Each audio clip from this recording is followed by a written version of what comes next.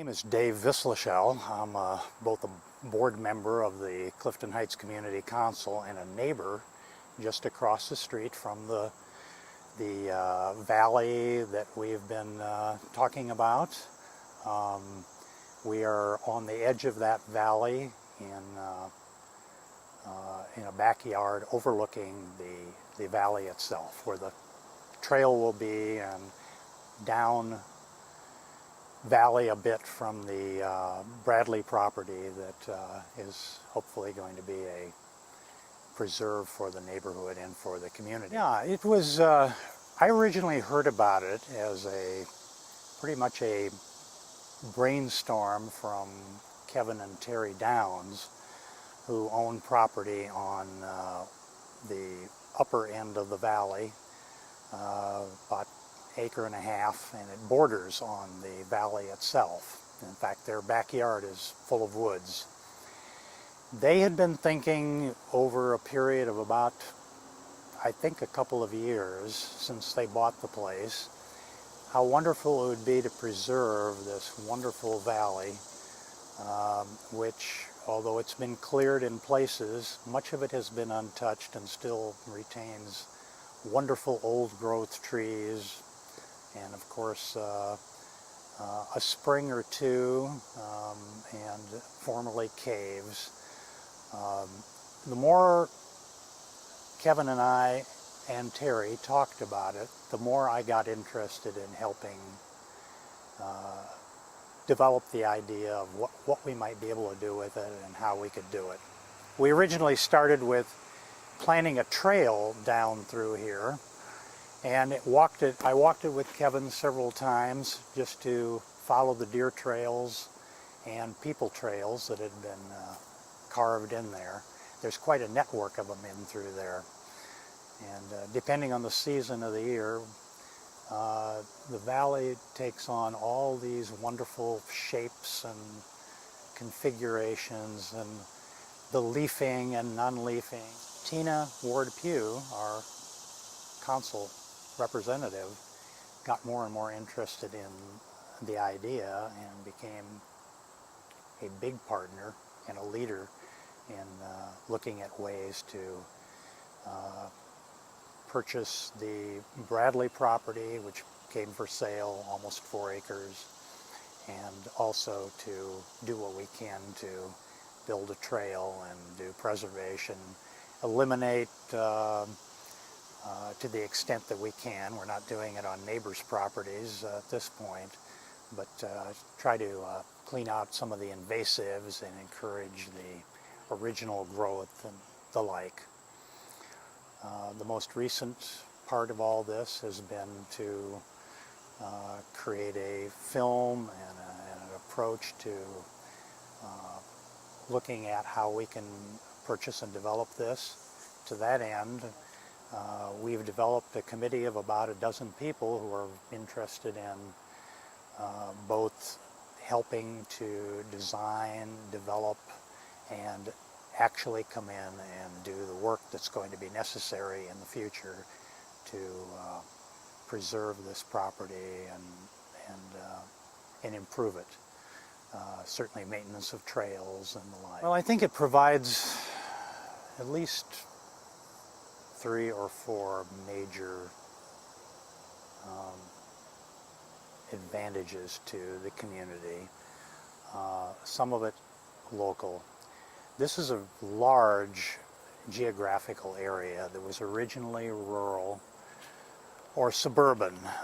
There were mini farms, vegetables, and even field crops. There were animals raised here over the years. Eventually it was taken into the city.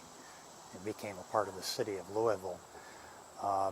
No parks were ever developed in here until, with Tina Ward-Pugh's help, about 3 years ago, a small tot lot park was placed in the neighborhood, and it's continuing today. It's a very small spot, and of course it's primarily for children, although picnics and the like can go in there.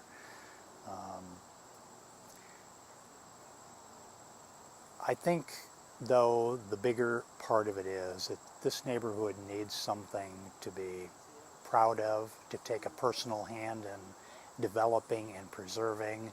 And what we envision here is a preserve that won't be so much a park, that is, come in and tear down trees and open it up for fields and the like, but rather to keep it in its natural state as much as we can. Perhaps a couple of focal points, paths, trails, and I know from people I've talked with and the people who have joined this committee that it's a source of pride, really, for this neighborhood. Larger picture is extending out into the community itself, becoming a part of the ring of parks around the city. This particular piece can extend down into Millwood Avenue and River Road and be just an extension into this neighborhood. Beyond that, the summer we've just experienced, and a couple not very long ago, have shown us how precious preservation of green, of trees and wild areas, with more and more of it going into development. We need this kind of oxygen producing, carbon dioxide eating system if we're going to maintain, and the cooling that it provides in the summer, the moisture that it provides in the summer. That may be the biggest advantage of all of a piece like this, is that we will preserve that, and the world desperately needs our intervention. This valley, if you look at the private part held, mostly backyards of individual owners, and then the nearly 4 acres of the Bradley property, and then adding in the roadside areas that are too narrow to build on or develop. But if you look at the woods area, just the wild nature area here, it seems to approach something like 15, maybe 18 acres. And it's stretched out in narrow areas and wider areas, and it is the largest single area in this very large Clifton Heights. I don't know of many areas anywhere in the city that would be this large a piece of undeveloped land.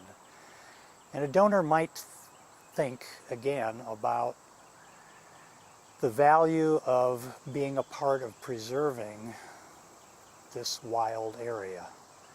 Of course, we don't know how it will go in the future, but having a beachhead in effect on one end, and the difficulty of developing the rest of it down the creek line, and the steep sides of the karst ground in here, and fairly unstable ground, gives us a really unique chance, and someone who's willing to be a partner in this, of preserving something, whatever forever means.